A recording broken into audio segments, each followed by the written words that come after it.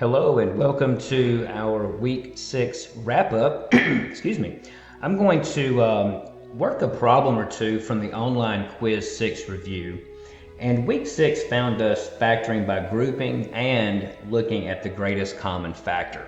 So let's take a look at a couple of problems here, just as a good source of review and to set the stage for our next section.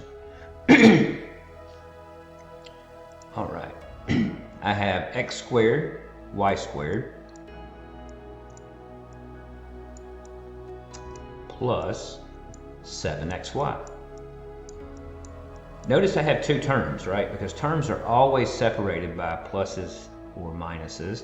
So this is one term and this is another term. And I'm just looking for what's common. Is there anything common? Well, the second term has a 7 in it. And the first term does not have a 7 nor any multiple of 7, right? So I can't take out a 7, but I do notice, excuse me, I did not write the problem correctly. I should have a y here as well. But both terms have x's, right? And both terms have y's. So I'm going to take out the largest power of each variable that goes into both of those terms.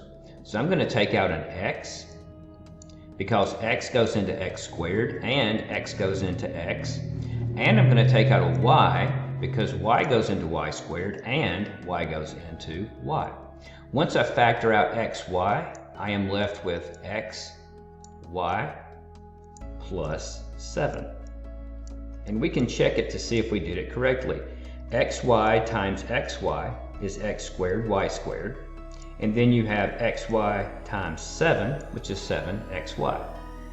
All right, let's take a look at one more problem here. Let's see if we can't factor this trinomial here. And we have different methods of factoring trinomials. We could see if we can take out a GCF. If we have to, we could do the quadratic formula in order to solve. So let's see, I have x squared minus 8x plus 12, and I'm going to see if this will factor nicely. And what I want to do is go ahead and put x's in the first terms here, because I know x times x is x squared. And then I'm looking for numbers that multiply together to give me 12.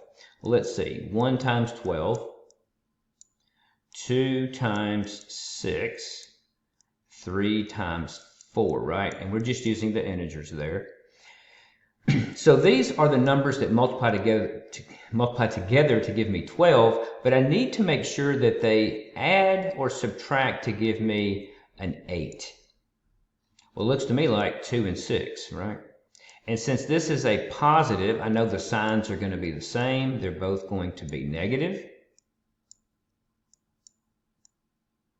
So this is the factored form of the trinomial. And of course, we could FOIL this to see if we did it correctly. Let's do that quickly here. X times x is x squared.